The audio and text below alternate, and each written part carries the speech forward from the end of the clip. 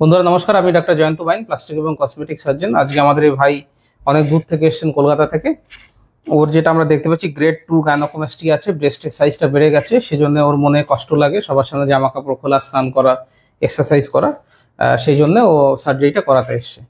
তো আমরা দেখতে পাচ্ছি ভাইয়ের মাসল রয়েছে সুন্দর, পেক্টালিস মেজর মাসল, আর তার নিচে ব্রেস্ট টিস্যুটা রয়েছে।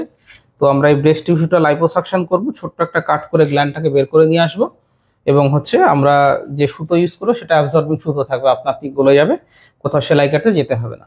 তো সার্জারি শুরু করার আগে মার্কিংটা খুব ইম্পর্টেন্ট, তাহলে আমরা মাসল এবং ব্রেস্টে আলাদা আলাদা করে মার্কিংটা বুঝতে পারবো। তাহলে চলুন মার্কিংটা করে নেওয়া যাক। তো এটা আমাদের সুপ্রাস্টার্নাল নচ, দুটো স্টার্নামের যে উপরে যেটা থাকে খাঁজ মতো, তারপর হচ্ছে মিড লাইনের পরে আমরা ইনফিরিয়র ব্রেস্ট ক্রিজটাকে মার্ক করবো দুদিকে। আমার মনে হচ্ছে ডান দিকের ব্রেস্টটা একটু সাইজে বড়, তাই তো? হাতটা একটু তুলুন ভাই। হ্যাঁ, এবার আমরা মাসেলের ল্যাটারাল বর্ডারটা মার্ক করবো। এটা হচ্ছে মাসেলের ল্যাটারাল বর্ডার। হ্যাঁ, মাসেলের ল্যাটারাল বর্ডারের পরে হচ্ছে ব্রেস্টের ল্যাটারাল বর্ডারটা। এটা হচ্ছে ব্রেস্টের ল্যাটারাল বর্ডার। কোমরে হাত দিন ভাই। এটা upper border of the breast, এটাও upper border of the breast. হাতটা লম্বা করে দিন। এটা upper border of the muscle, এটা upper border of the muscle. বাদিকে মাসেলটাকে আমরা স্কোয়ার মার্কিং করছি।